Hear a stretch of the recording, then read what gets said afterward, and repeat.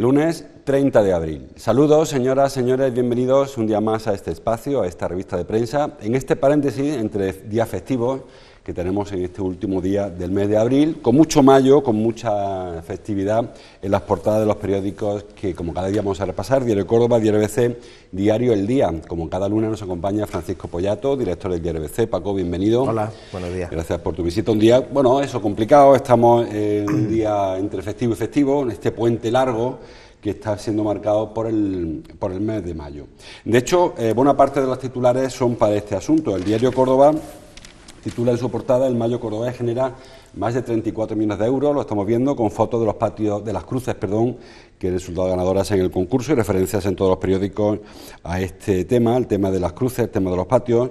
El diario ABC, por ejemplo, hace una referencia en su portada a la página 2 a los patios en cuanto a un conflicto de orden público que se registró la noche del sábado, y también el diario El Día referencia al mayo en cuanto al turismo. Así que vamos por partes. Empezamos por el principio, por el diario Córdoba, en cuanto a esta generación de riqueza que supone el mes de mayo. Es un informe que, como cada año, elabora Martín y Martín, creo que son el bufete de abogados de Javier Martín, el que también es presidente, como saben, del Consejo Montilla Moriles, que hace referencia al impacto económico del mes de mayo. Se intenta cuantificar siempre, es complicado saber cómo los datos. Bastante, porque, bueno, parece ser que los datos corresponden al año pasado. El año pasado, sí. Se hace una multiplicación de una estadística que existe del gasto medio por turista, pero que es una estadística a nivel provincial, no a nivel de la capital, por el número de turistas.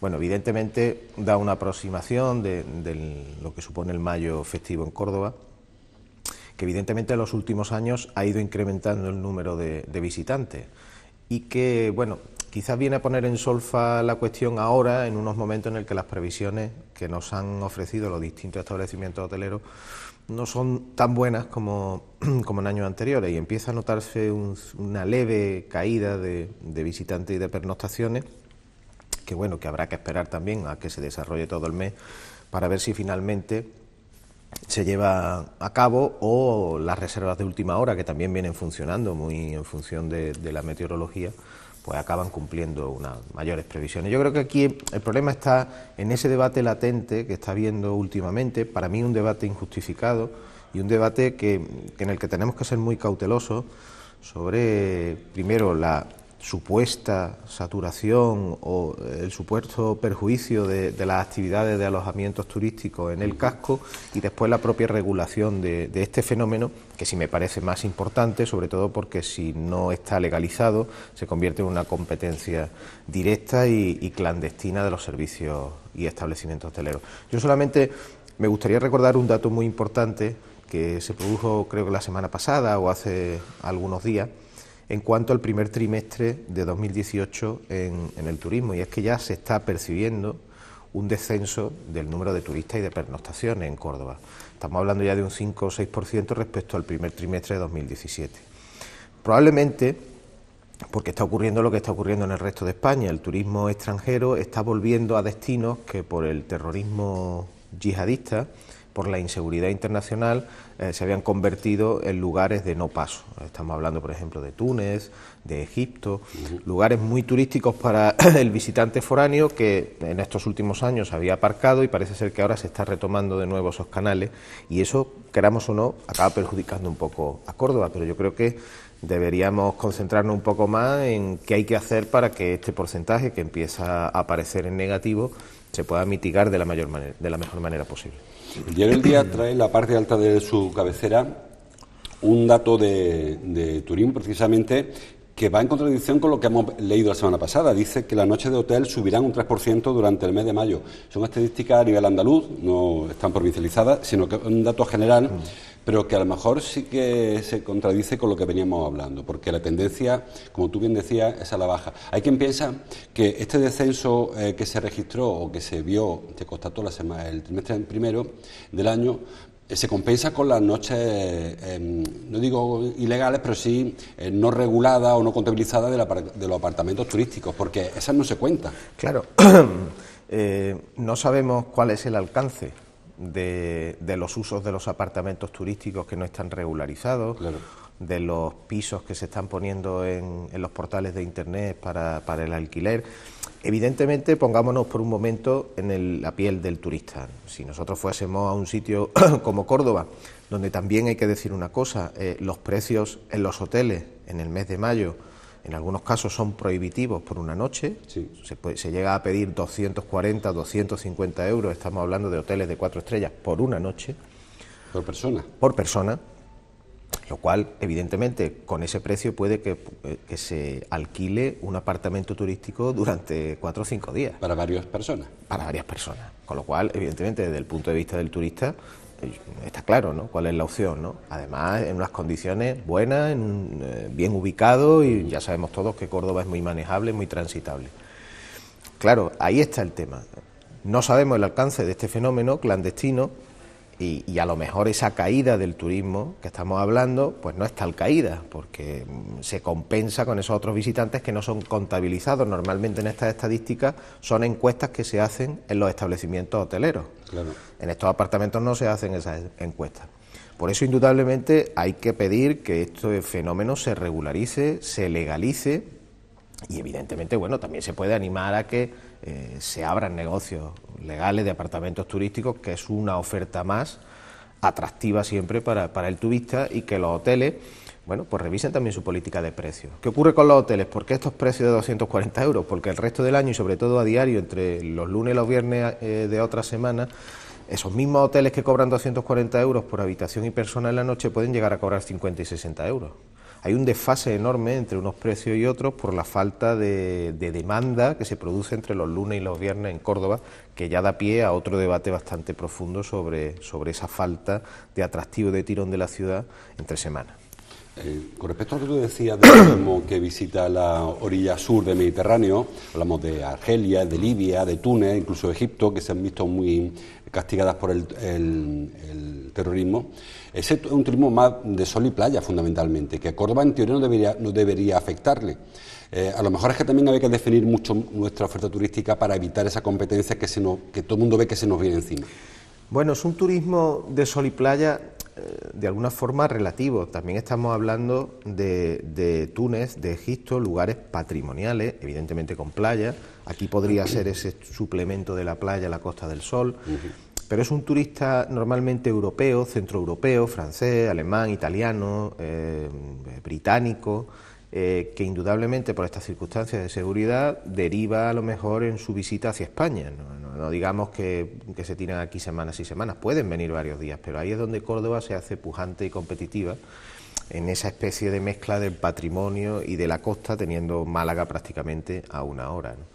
Y en estos destinos del Mediterráneo, no solo el sol y playa, también se juega mucho con los precios, con los paquetes de viajes, son muy competitivos y también tienen un atractivo patrimonial indudable. Bueno, pues la información que aporta Diario Córdoba, 34 millones, que como decíamos antes, bueno, es una estimación, es multiplicar el número de días, el número de visitas por el dinero que gasten y sale esa cantidad. Creo que Córdoba no puede renunciar a este dinero, porque básicamente es nuestro motor de la economía. Lamentablemente nos hemos puesto todos los huevos en un cesto y hay que hacer algo para evitar que esto deje de venir. Bueno, evidentemente es que estamos en temporada alta turística en Córdoba y el mayo festivo es mucho mayo festivo, ¿no? Sí es cierto que en los últimos años algunas actividades que se concentraban también en mayo y que al final se solapaban y se estorbaban unas a otras se han entresacado, como ha ocurrido con la cata, y al final el mayo festivo se alarga realmente casi 2 semanas más, ¿no? La cata está ya a mediados de abril prácticamente, pues ese es el pistoletazo de salida del mayo festivo hasta finales de mayo, porque hay una concatenación todos los fines de semana de actividades lúdicas o de grandes eventos, conciertos, que al final procuran un mes y medio muy nutrido, muy atractivo. Sí, por detrás también está la Noche Blanca del Flamenco. Efectivamente, se prolonga, prácticamente es una primavera festiva, ¿no? Porque si enganchamos ya con la Semana Santa, si se produce a finales de marzo, primeros de abril, estamos hablando de 2 meses de indudable tirón para el turismo en Córdoba, ¿no? Y bueno, en Córdoba nuestro sistema económico es el que es.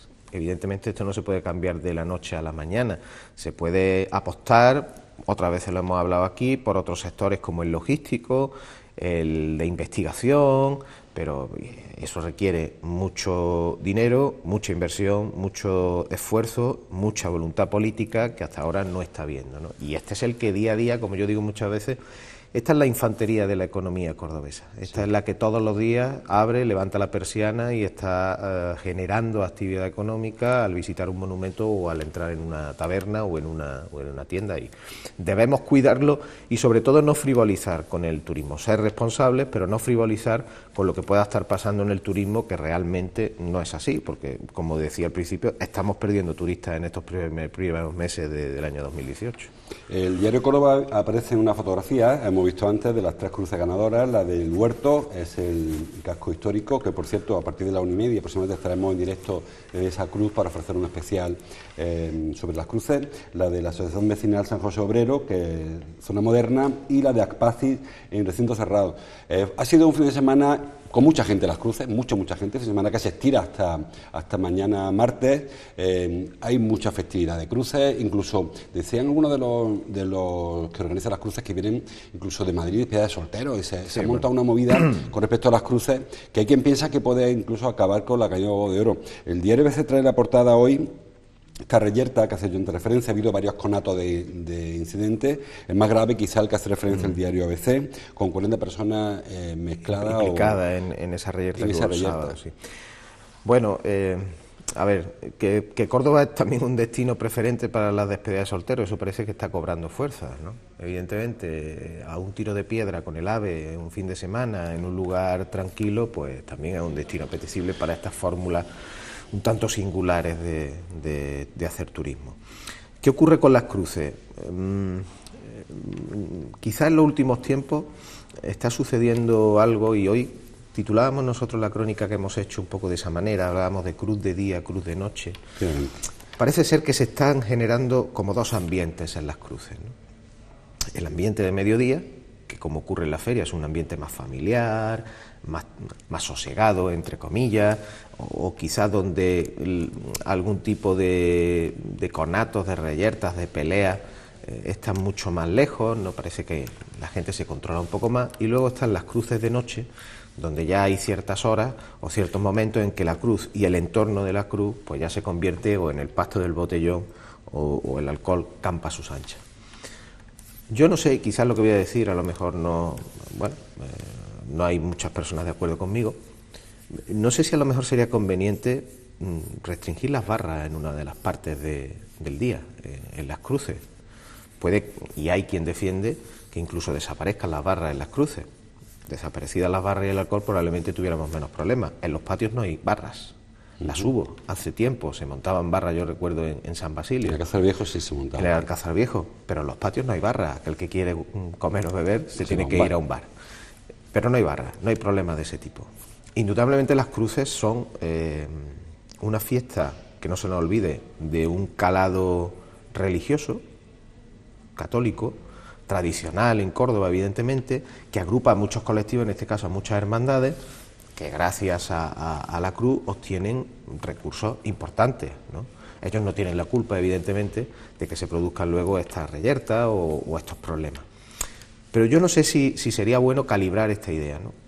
No sé si que pudieran estar a mediodía, pero que llegase un punto en la noche donde eso se pudiera restringir un poco más para evitar unos problemas que persisten, ¿no? E indudablemente, pues como se decía en los prolegómenos por parte del ayuntamiento, aunque luego no sé si eso se lleva a cabo, ser un poco más duro con el tema del botellón, los menores y los padres, ¿no?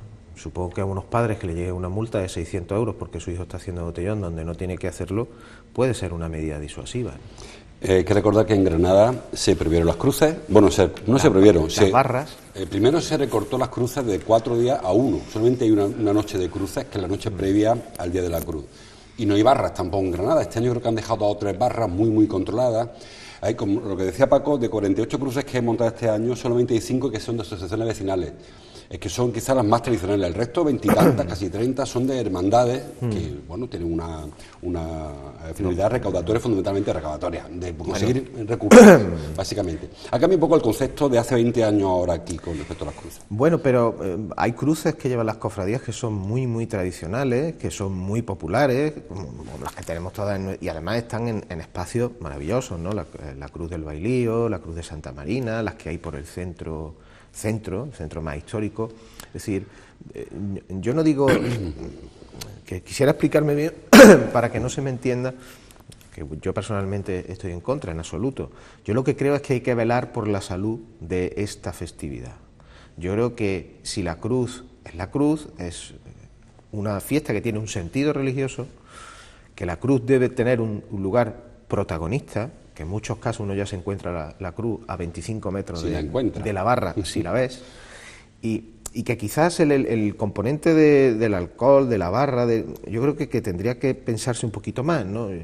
Evidentemente las cofradías, las asociaciones de vecinos o colectivos sociales intentan recaudar fondos legítimamente y me parece muy bien, y ellos, como decía yo al principio, ellos no tienen la culpa de los desalmados que luego pueden generar problemas. Pero quizás hay que devolver un poco más la salud a estas fiestas, y no estaría de más repensar esa posibilidad de a lo mejor restringirlo más por las noches, porque al final el alcohol toma el protagonismo y todo lo demás se solapa, ¿no? Y acaba con problemas de esta índole que indudablemente, quiero decir, ese ha sido un episodio que ha sucedido este fin de semana, un fin de semana por otro lado brillante, donde todas las cruces han estado llenas de gente, las calles de Córdoba han estado llenas de gente, el tiempo ha acompañado, y eso es lo importante. Pero siempre queda este mal sabor de boca que invita a reflexionar y a ver qué soluciones se pueden poner para evitar ese problema, que también es verdad que hay mucha gente en la calle, y cuando se junta mucha gente a altas horas de la noche y hay alcohol de por medio, pues siempre pueden suceder, claro. Hay que recordar, no obstante, que son todo conato, no hubo ni un solo detenido, ni un solo herido, o sea que tampoco hay que alarmar a nadie. Fue una cosa, bueno, de trifulca que se organiza, algún empujón, alguna peleilla y se acabó. O sea, no ha habido, afortunadamente. Sí que es verdad que hay un triángulo ahí complicado que empieza en Santa Isabel, en la zona de Santa Marina, llega hasta Viana, Bailío, sí, que es donde se concentran los jóvenes fundamentalmente. Sí, tanto esa zona, San Agustín, como las que están en el centro, sí, San Hipólito, San Felipe, la Trinidad, en fin.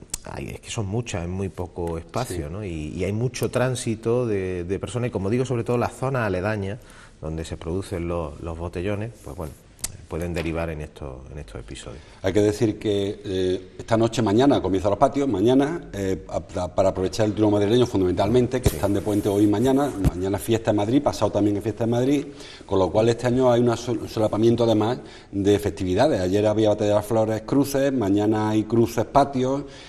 Decíamos que también por la mañana hay la manifestación 1 de mayo, una serie de acontecimientos festivos que no sé hasta qué punto es bueno para el turista, porque bueno, hay quien viene buscando la bulla, pero hay quien viene buscando patio, buscando otro tipo de cosas. Bueno, otros años ha ocurrido, ¿no? Incluso coincidir la Batalla de las Flores con la manifestación del 1 de mayo, sí, y terminar una y salir la otra, ¿no? Y también las cruces, ¿no? Bueno, es que es un signo de vitalidad de esta ciudad en esos días, ¿no? Y yo creo que el turista que viene a Córdoba en estos días sabe a lo que viene, ¿no? Los patios luego se desarrollan durante 2 semanas y hay tiempo suficiente para degustarlos, pero si hace buen tiempo la verdad es que, bueno, ese solape, quizá en el del caso de las cruces y de los patios es menos habitual, porque es verdad que mañana van a coincidir las dos fiestas y bueno, va a haber oportunidad de ir a ver cruces y de empezar a ver los patios, ¿no? Que probablemente tengamos ya las primeras aglomeraciones y bueno, es saludable, ¿no? Siempre que haya una buena convivencia es saludable y es una buena entrada de mes.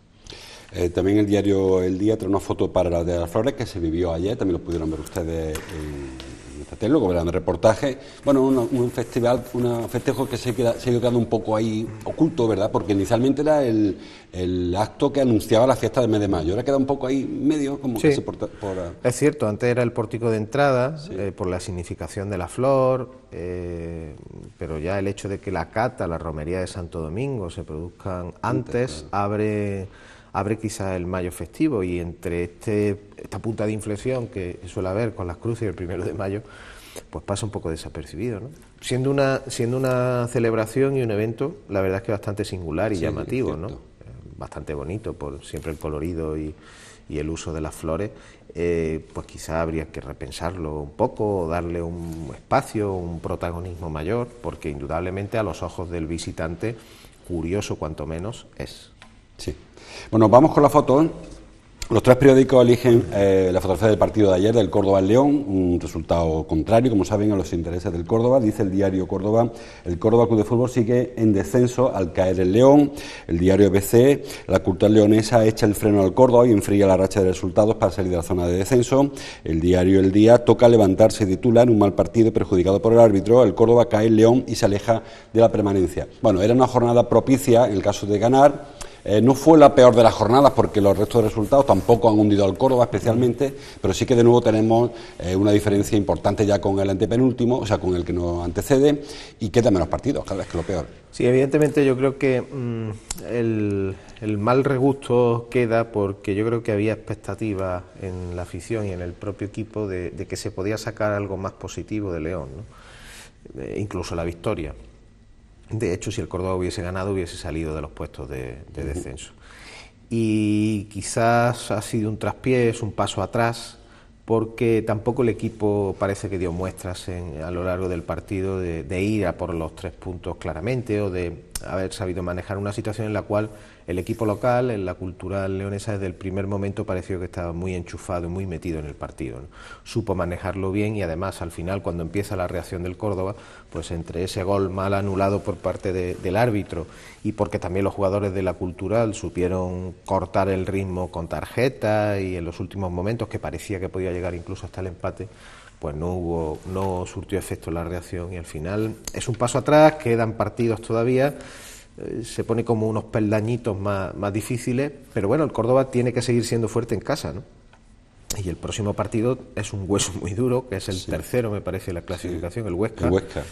Con lo cual, evidentemente, el que el Córdoba pierda en casa el próximo fin de semana sí que puede ser un paso ya muy negativo, ¿no? Porque va a entrar en juego ya la ansiedad de los últimos partidos, en fin, y el equipo parece que estaba dominando bien ese aspecto psicológico. Sí, aparte le hemos dado 3 puntos a la cultural leonesa, le hemos dado 4 realmente, porque también perdemos la veraje con ellos. Es un rival que se escapa, casi definitivamente, verdad que quedan 5 partidos y con que pinche 2 veces, claro, son 2 veces más que nosotros, complicado. Pero sobre todo el calendario nuestro, había esperanzas de que, porque quedan partidos difíciles, queda el Huesca, queda el Gijón, queda el Rayo, Almería, Reus. Hay rivales que ojalá lleguen sin nada que jugarse el último caso del Sporting. Confiamos en el Sporting y en el Rayo, que ha vuelto y a recuperar el Reus incluso puede que quede ya en tierra de nadie. Quizá, bueno, pues eso pueda ser un factor favorable a. Pero esta semana que viene es complicado el partido. El Huesca sigue ahí pujando por engancharse a los puestos directos de ascenso. Y luego un partido con el Almería que va a ser a vida o muerte, ¿no? El Almería que cambió de entrenador porque decidió cesar a Lucas Alcaraz y ganó con el nuevo entrenador, con lo cual al final es que esta categoría tiene eso, ¿no? Que perfectamente las cosas cambian de una jornada a otra y te puedes ver 2 puestos arriba, 2 puestos abajo fácilmente sin darte cuenta, ¿no? Bueno, vamos a seguir avanzando. Dice el diario El Día que la UCO pone en marcha un plan de mejora de los títulos. Las facultades podrán optar a ayudas de hasta 3.000 euros para su propuesta de calidad. La UCO está muy bien considerada a nivel de investigación. En España siempre aparece en todo lo alto de los rankings, pero sin embargo la docencia no hay esa percepción, quizás, ¿no? Parece como que sí que nuestros profesores, investigadores, están a un nivel muy alto, pero la percepción en cuanto a la docencia, aunque luego sepamos que no es cierto, porque luego la valoración y tal también aparecemos bien en los rankings, pero no parece que vaya compensado. Bueno, es verdad que las universidades, no solo la Universidad de Córdoba, en los últimos años están muy metidas en una política de calidad interna, que es a lo que se refiere este plan, ¿no? Para revisar sus procesos, revisar sus metodologías, estudiar a fondo por qué los alumnos fracasan, se marchan, o por qué vienen, o por qué se producen los buenos resultados. En unos grados sí y en otros no. No veo mal, evidentemente, que se dedique este dinero a mejorar un poco los procesos internos, ¿no? A mejorar esa calidad que en la docencia, tanto en la universitaria como en la no universitaria, se ha convertido en los últimos años también en un objetivo máximo, ¿no? El tener por delante la calidad, ¿no?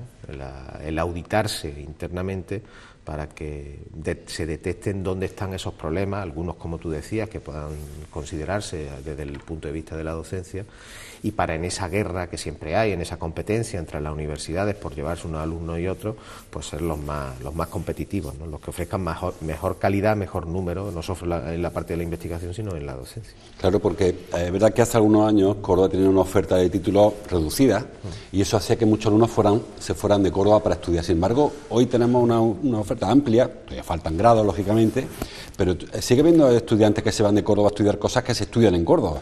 Sí, bueno, algunas veces por la inercia de las notas, que son altas, las de acceso, el caso, por ejemplo, de la Facultad de Medicina, que todos los años repite como la facultad donde se entra con la nota más alta y obliga a otros alumnos que quieren cursar este grado a marcharse a otros sitios, ¿no?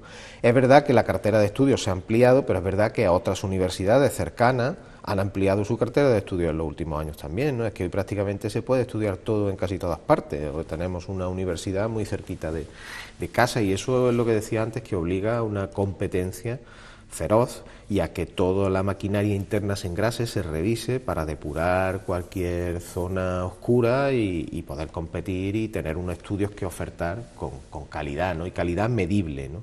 Que a fin de cuentas es de lo que se trata en este caso. Otra feria que terminó ayer, en este caso la Feria del Libro, también hace referencia a los periódicos a este asunto. Por ejemplo, dice el diario El Día: la Feria del Libro mejora sus ventas y el sector pide apoyo. También he leído referencia en el diario ABC con foto para el concejal de Cultura. La Feria del Libro de Córdoba cierra con una subida de ventas. Subida pequeña, subida que tampoco es para tirar cohetes, pero es cierto que mejor que suba que no que baje. En principio la Feria del Libro, Paco, cada vez que termina un ciclo, en este caso un ciclo ferial de la Feria del Libro, llegamos a las mismas conclusiones. No sé hasta qué punto lo que aporta la feria o lo que propone es tan atractivo como para que la gente vaya. Todos hemos estado en la Feria del Libro alguna vez, este año, el año pasado. No están los stands llenos, no se ven las colas tremendas en el stand de firmas.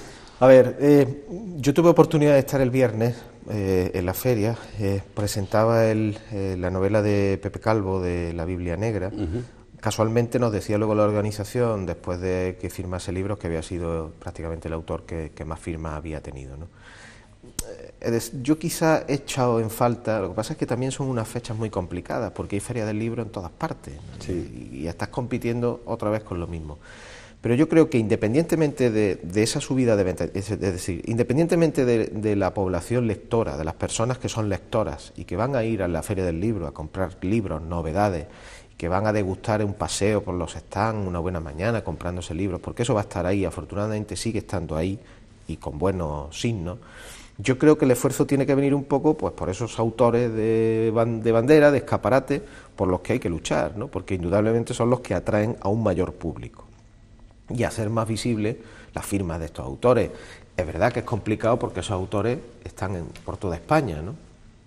Pero si se consigue un ramillete de buenos primeros autores en venta y un segundo nivel de autores conocidos que a lo mejor no están en ese potente ramillete de venta, yo creo que todo eso ayuda bastante a hacer más atractivo el evento, ¿no? Que afortunadamente además ha dispuesto de buena meteorología para una semana, que eso también hay que destacarlo. Pero bueno, en línea general yo creo que hacer una lectura positiva, dados los tiempos que vivimos, el hecho de que las ventas vayan yendo poco a poco hacia arriba, y además los propios autores comentan que aquel fenómeno del libro electrónico no ha cuajado tanto como se esperaba, y la defensa del papel y la defensa del libro tradicional pues sigue ahí viva, ¿no? Con lo cual es importante, es una buena noticia. Yo he estado en una presentación en esta feria, no va mucha gente a la presentación de los libros, no suele ser una cosa masiva, no sé si aquí falta promoción, si falta algo atractivo, no sé si la carpa donde se han presentado era la idónea, mejorable.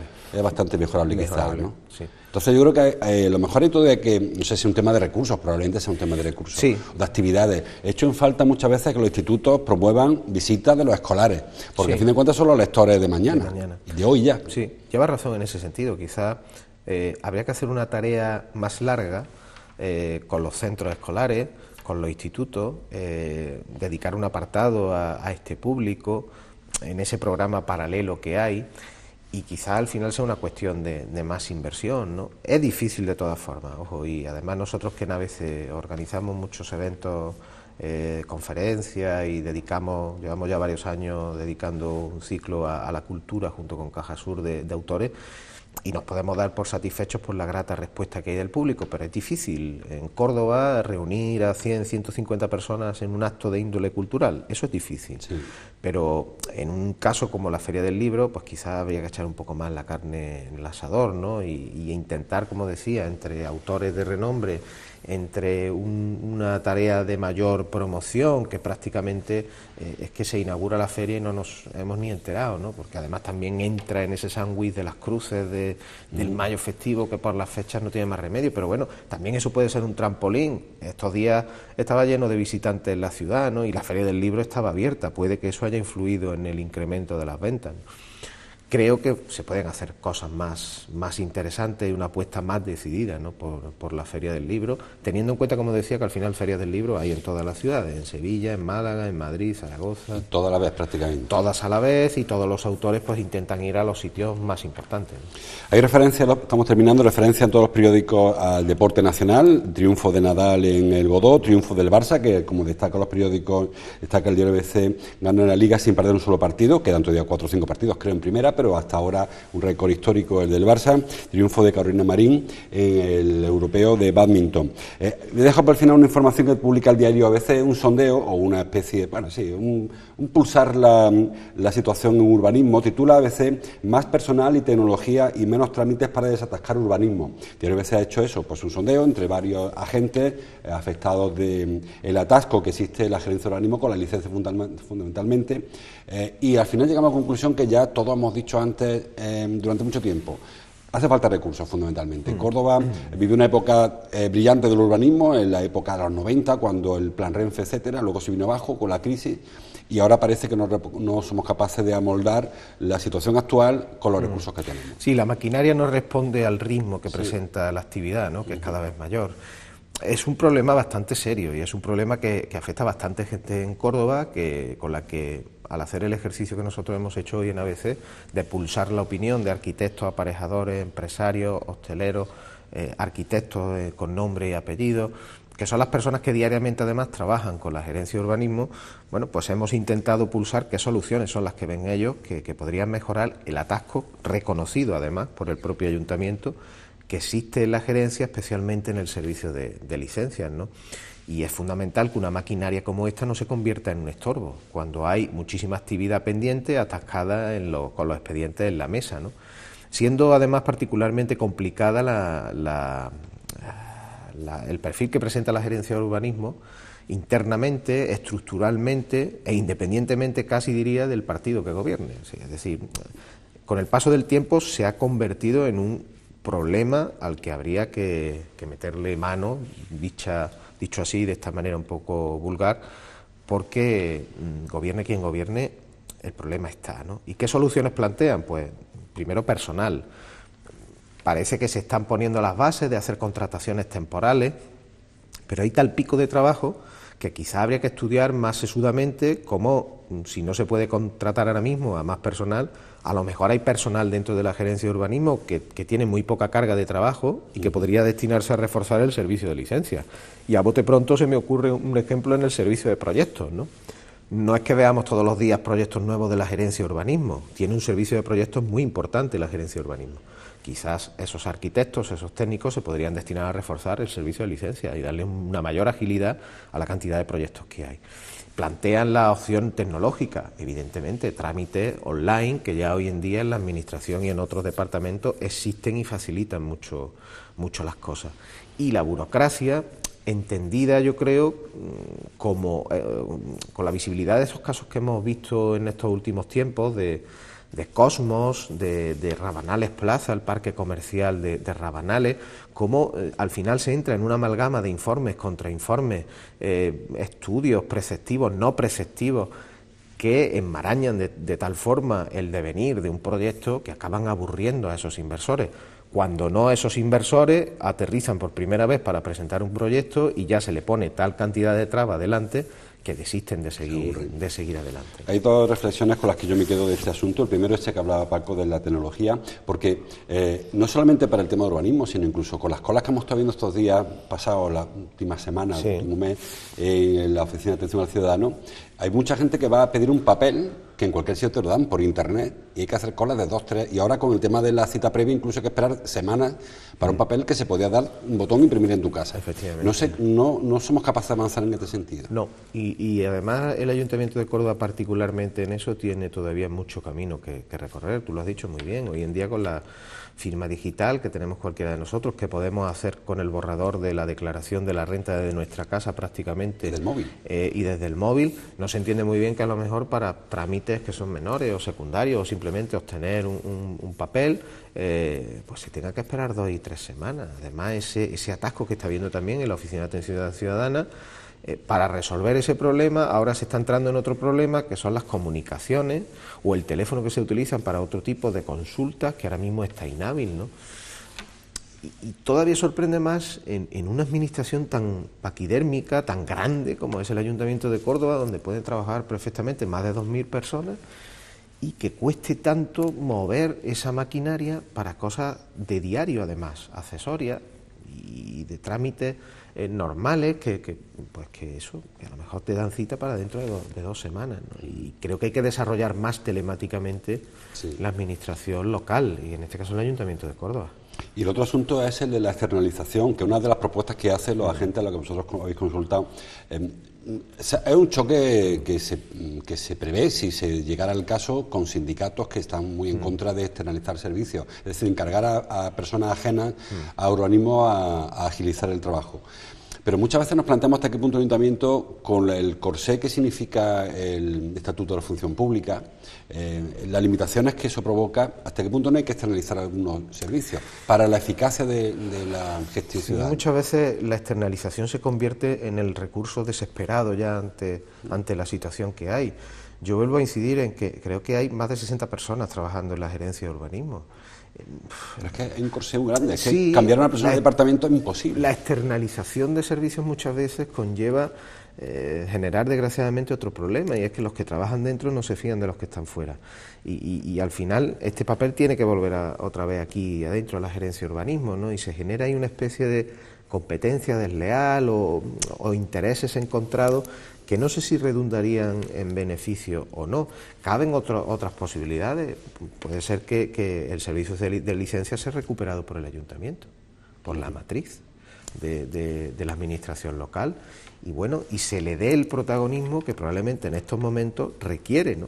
No que uno se encuentra con ese atasco y ese tapón, y sobre todo con que hay recursos humanos en la gerencia de urbanismo. Otra cosa es que el ambiente, la relación, la situación laboral que existe, con el problema arrastrado de la falta de consolidación laboral de algunos puestos que entraron hace muchos años, que también eso abre una guerra entre sindicatos, entre grupos, entre propias familias, entre comillas, de técnicos, que pueda generar un mal ambiente interno. Ya digo que es un problema muy, muy complejo, pero que está afectando a la ciudad, y que yo creo que habría que poner más interés y más valentía en tomar decisiones sobre este asunto. Recursos hay, probablemente tendría que externalizarse algo, bueno, dado un punto en el que esto no tuviese otra solución, puede que sí, pero yo creo que habría que ser cauteloso en ese aspecto e incidir más en que hay recursos, hay personal dentro, hay buenos profesionales en la gerencia de urbanismo, y creo que se trata de poner en marcha ese mecanismo. Optimizar recursos, probablemente. Sí. Bueno, pues hasta aquí llegamos. Recuerden que estamos todavía de cruces, mañana día festivo, tenemos cruces hoy, mañana, y patios que empiezan mañana, hay mucha actividad, y que, bueno, hay que seguir disfrutando del Mayo cordobés. Esto todavía no ha empezado, ¿no? Bueno, pues volveremos el miércoles a este programa, volveremos a contar lo que ocurra en los periódicos. Gracias, Paco, como cada lunes. Gracias a ustedes por estar ahí. Les recuerdo que mañana es festivo, que volveremos el jueves, el miércoles, y que de aquí a un rato, a la 1 o así, tendremos un programa especial sobre el cruce de Mayo desde el patio ganador, desde la cruz ganadora, la del Huerto, que está precisamente junto a la parroquia de San Francisco y San Eulogio. Gracias de nuevo, les dejo por la programación, volvemos el próximo miércoles. Hasta entonces, gracias por su atención.